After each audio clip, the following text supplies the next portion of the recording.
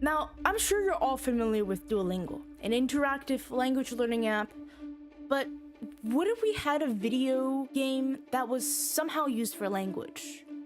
Well, good news. Minecraft, yeah. Not the movie that is coming out on April 4th, 2025 with Jack Black as one of the main characters, but the video game being used in educational settings, including in language literacy settings. Yeah, that's crazy, right? So that brings me to my project title, Minecraft Education Edition. Can a video game be used for teaching English? But before I start, well, let's answer one thing. What is Minecraft? So Minecraft is a game where you can explore a blocky 3D world, get resources, build structures, and survive against creatures. Now, there's two main modes in this game. There's survival mode, where you have to basically collect resources and stay alive, or creative mode, where you can have unlimited resources, infinite health, and you can just build freely and not have to worry about gathering resources yourself. Now, in looking at the website, you can basically see that you can learn any subject in the game. There are also resources on the bottom of the website for IT admins, teachers, and parents. Now, upon researching, I was like, why are there so many results on UBC Library and Google Scholar? And there's also a UBC page talking about Minecraft Education Edition. So, here what it is, according to the YouTube. At the beginning, we all learn through play. We use games to explore, tackle the hardest problems, learn about ancient worlds, and tell fantastic stories. Minecraft Education empowers learners everywhere to connect in new ways far beyond the classroom and build a better world. You might be thinking, is it free? No, nothing's free in this economy. Unfortunately. So school admins can pay $5.04 a year. I'm assuming that's in USD. Individuals or organizations not affiliated with education, such as clubs, can pay $12 a year, or you can try a free demo.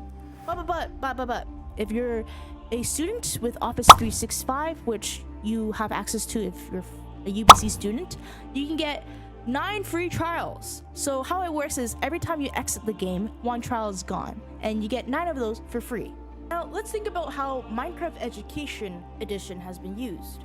So in one of their videos made in 2021, they had a video on empowering education for girls in Pakistan, and the video basically highlighted the significance of education for girls through a Minecraft lesson dedicated on Malala Yousafzai. Many students explore Pakistan and the work with Malala and the United Nations to build a school that will become a safe space where girls can learn and lead.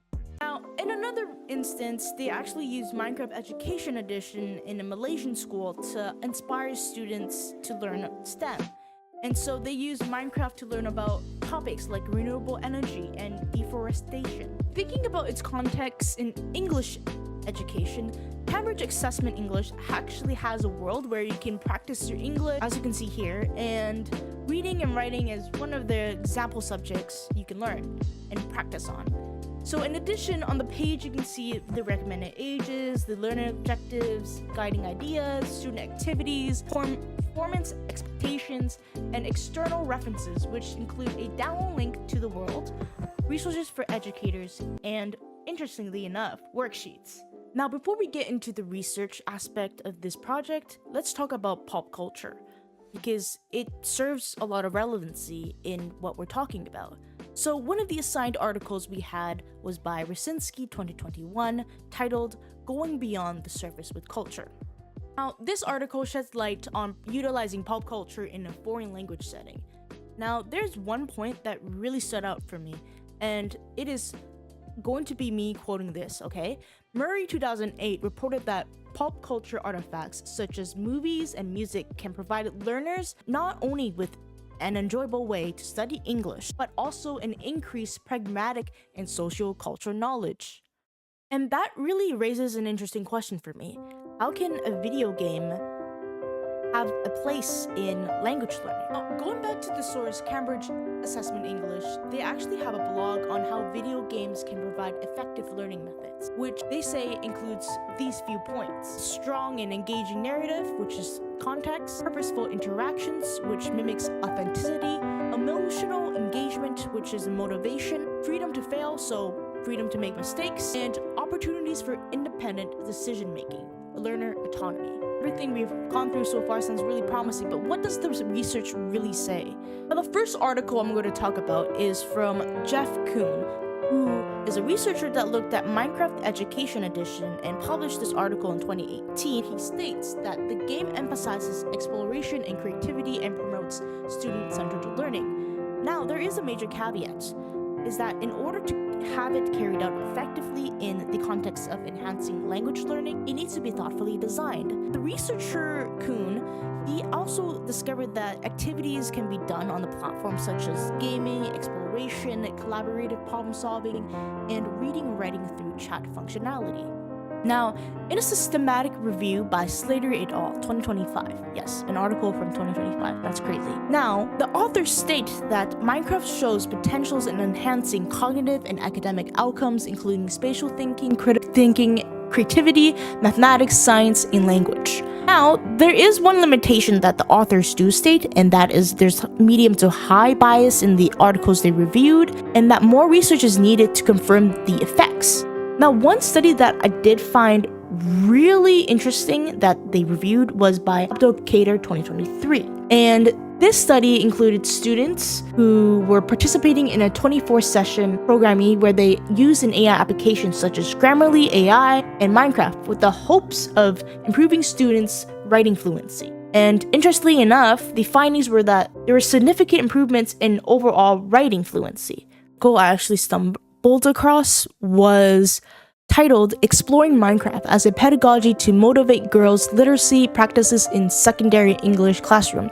Now, this was an article published in 2016 by Marcon and Faulkner, and they examined Minecraft being used as a pedagogical tool to enhance girls' literacy practices in a grade 7 English classroom. Now, most of the girls reported having experience playing Minecraft. Interestingly, even some of the girls with limited previous experience still engaged collaboratively and demonstrated problem solving. Now, the students were tasked in using Minecraft as a tool for literacy learning, which they use social media to share the experiences with the game, and this was with the ultimate goal of facilitating combination of language and visuals to influence the audience. For example, some of the girls would use language that was specific to Minecraft, such as zombie, to inform their audience while also using language to connect with their peers. And the findings of the studies, well, it was found that it can be used as an effective approach for fostering cultural identities and agency among female players, as gaming is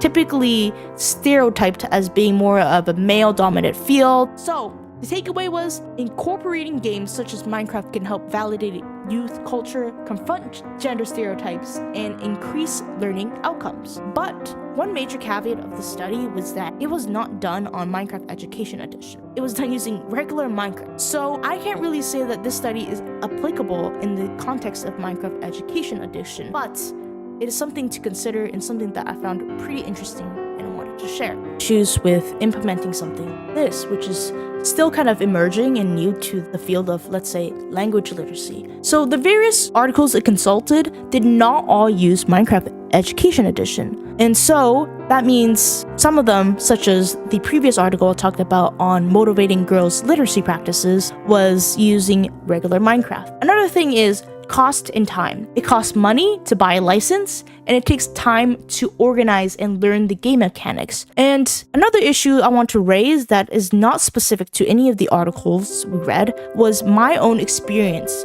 When I put this game into my computer, even though I have experience playing with Minecraft, I found that experimenting with it for the first time, the interface was not hard to use, but navigating the map was troublesome unless you have a specific guide.